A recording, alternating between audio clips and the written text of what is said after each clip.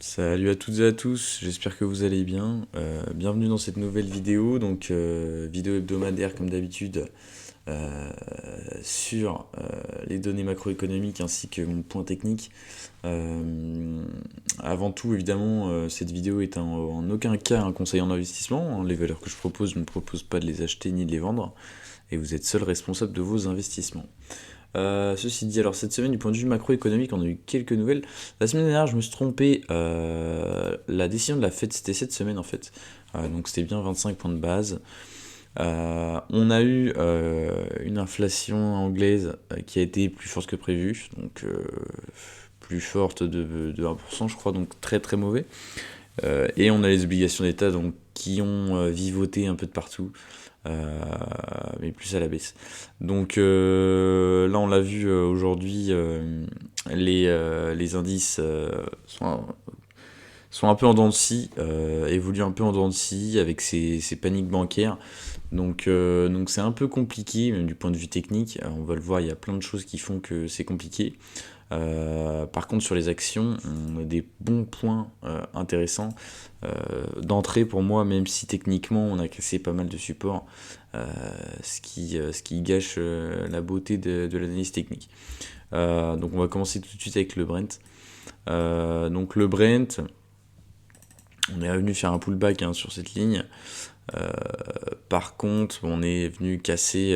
Enfin, aujourd'hui, on est encore en baisse. Donc en fait, on est venu faire le pullback et puis on va repartir à la baisse. Donc très négatif. À l'image de CGG, je vous la montre maintenant. Voilà, encore une journée à -7, ça fait très mal. Ça fait très très mal, hein. Quand même, mine de rien, de voir des valeurs se casser la gueule comme ça. Donc voilà, voilà pour CGG. Ça fait très mal quand même. Euro-dollar, c'est pareil. Il évolue en dents de scie. Après, avec tout le cash évidemment que la Fed a imprimé pour apporter des liquidités au marché bancaire, évidemment ça a aidé l'euro. Là, je vois qu'on s'est arrêté pile poil sur cette résistance, donc plutôt propre. Mais on a eu une belle poussée quand même cette semaine, donc plutôt bien. Euh, Plutôt bien. On a quand même un volume qui descend, j'ai l'impression. Euh, Depuis, voilà, on a quand même un volume qui descend très nettement sur les monnaies, du fait surtout peut-être des banques. Donc voilà, donc c'était une petite consolidation, on est revenu sur les supports et on va repartir sûrement voilà, vers des nouveaux plus hauts. Euh, Après mes objectifs tapés, voilà, on a le 1,11 qui est mon gros objectif. Voilà. Ensuite, sinon, on a les crypto-monnaies qui ont bien performé. On a l'Ethereum qui congestionne dans une sorte de petit range, si on peut appeler ça comme ça. On rebondit quand même, cette ancienne résistance fait support. Elle fait merveilleusement bien. Euh, mais le Bitcoin surperforme. Le Bitcoin surperforme. Alors attendez, Bitcoin, BTC, USD. Voilà, c'est ça. Le Bitcoin surperforme très largement l'Ethereum, donc plutôt très très bien. Euh, J'avais fait des petites analyses, je sais plus c'était quand. Voilà. Donc, euh, donc voilà pour le Bitcoin. Donc il évolue bien plus que l'Ether avec voilà, des volumes en augmentation, donc plutôt bien. Euh, Pareil pour l'Ether. Donc plutôt pas mal. Pas mal pour le marché des cryptos, pas mal pour ceux qui en ont. Donc ça c'est très positif. Du point de vue indice, alors CAC 40, on était en train d'évoluer cette semaine sur une belle semaine. Jusqu'à hier, on était quand même jusqu'à hier à plus 3%. Aujourd'hui, on vient clôturer la semaine à plus 1,5%. Donc voilà, pas de news significative apparemment, à part Deutsche Bank ou les CFD qui ont... non, pas les CFD, je sais plus comment ça s'appelle, ont explosé à la hausse, donc pas terrible. Euh, les CDS pardon, de Deutsche Bank. Donc voilà, Deutsche Bank, nouvelle panique. Les marchés réagissent très mal, hein, notamment à ces nouvelles. Le DAX, je pense que c'est pareil. Voilà, ils réagissent très très mal. Une grosse mèche quand même sur le CAC, c'est pareil. Donc voilà, donc ce qui casse un peu le côté technique évidemment de la chose, euh, ce qui m'embête un peu évidemment. Sinon, on a quoi? On a eu Sanofi. Sanofi, donc moi je vous en parle parce qu'on avait cassé techniquement cette résistance oblique. Je vous l'avais dit, le CAC baissait et nous, on était en train de vivoter. Je soulignais la résilience de l'action. Euh, on a eu des bons résultats sur du PXL, du Pilex. C'est un médicament et il me semble que c'est quand même très bien du point de vue de la santé, donc c'est très très bien. Mais ça l'a permis voilà, de se propulser, de casser ces niveaux de résistance. Donc ça c'est très très bien. Et puis voilà, on est toujours en ligne de mire de mes objectifs que j'avais délimités. Donc voilà, donc on va voir ça par la suite, mais plutôt content. C'est de la seule valeur verte de la semaine, Sanofi. Donc voilà. CGG, j'ai déjà regardé. Euh, CrossJect. Alors CrossJect a pris une sacrée rafale cette semaine, ce qui me fait plutôt transpirer, on va dire. On s'est arrêté sur ce petit support, mais bon, support pas terrible.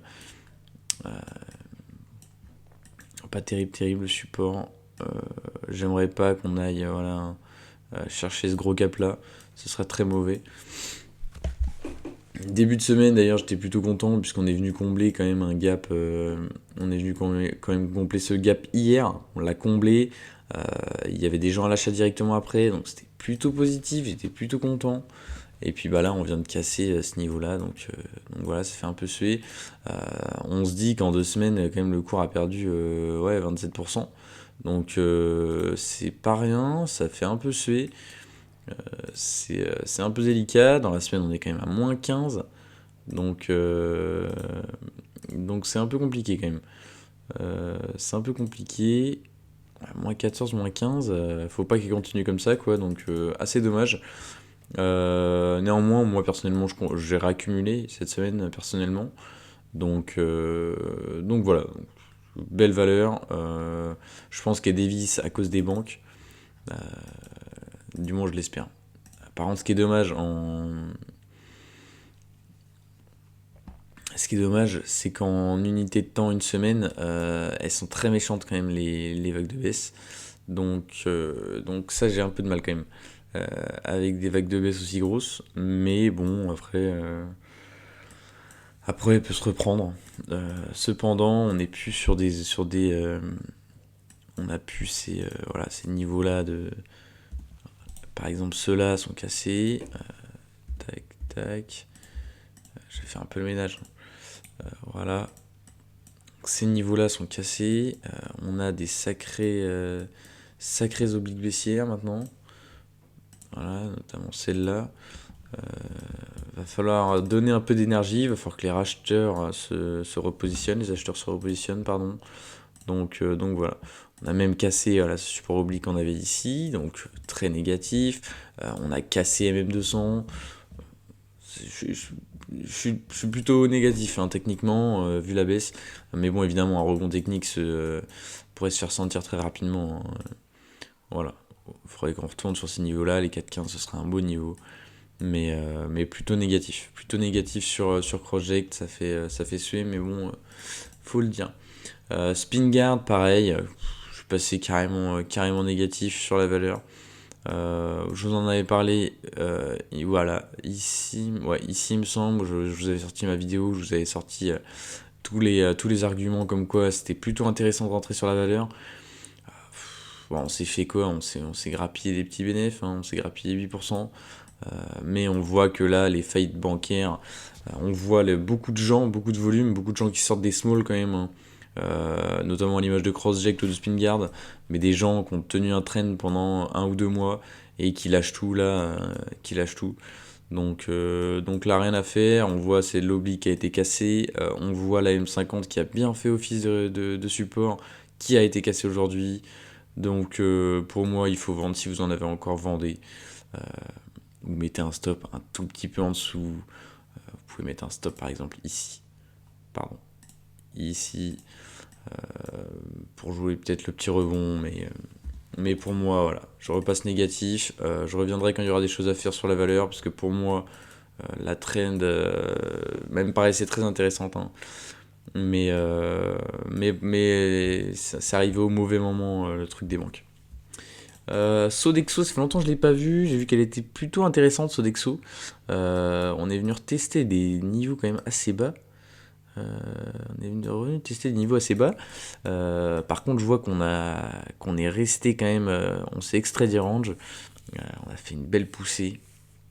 Même 50 malheureusement qui a fait résistance. Mais plutôt bien, plutôt positif. Si on sait que si on passe à ce niveau-là, là, ce gros niveau, pourquoi pas on pourrait aller chercher ce niveau-là, qui est assez intéressant. Donc Sodexo, pareil, toujours positif. Elle était pas chère ici, hein. N'empêche mine de rien. Donc est toujours positif avec mes deux objectifs, hein, qui sont 102,05 et 108,50. Donc toujours positif, pourquoi pas attendre un petit rebond, voilà, une confirmation, pourquoi pas sur cette ligne-là, voilà, sur les 85,62, sur ce petit support, pour avoir confirmation et pour viser voilà, le haut de ce support, résistance, et le bas de ce support résistance, de cette résistance du moins. Donc voilà ce que je vous conseillerais sur Sodexo. Et je voulais vous mettre Vetokinol, une valeur que moi j'ai un peu tradé, enfin que j'ai tradé, où j'ai fait un peu de swing dessus. Je l'ai toujours trouvé. Ah, elle a fini à plus 7. Et bah dis donc, elle a fait une super séance. Alors Vetokinol, pourquoi je l'aime? Parce qu'elle a un PER assez faible, elle est très intéressante. Vetokinol, c'est tout ce qui est vaccin pour les animaux. Donc secteur qui croît, voilà, hein. On a une belle action, hein, qui croît depuis de nombreuses années. Pardon. Et là depuis ces niveaux-là, donc on a bien rebaissé quand même. On a une belle oblique baissière. Cependant, attendez, voilà. Cependant, on a fait une sorte quand même de double bottom. Donc, ce serait possible qu'on congestionne. Et la sortie de ce triangle, je l'attends. Puisqu'on pourrait, pourquoi pas, repartir vers le nord. Très peu liquide, par contre, faire attention. À part aujourd'hui, mais généralement des petites journées, voilà, c'est 480 000 €, donc on fait attention quand même. Mais intéressant. Vetokinol, je vais la suivre de plus près. Je la trouve assez sympa, assez sexy. Donc on va suivre ça. Et écoutez, j'espère que la vidéo vous aura plu. Je vous souhaite un très bon week-end et je vous dis à la semaine prochaine pour, on l'espère, quelques rebonds sur nos small, ce qui raviverait un peu le portefeuille. Écoutez, allez, salut, bon week-end.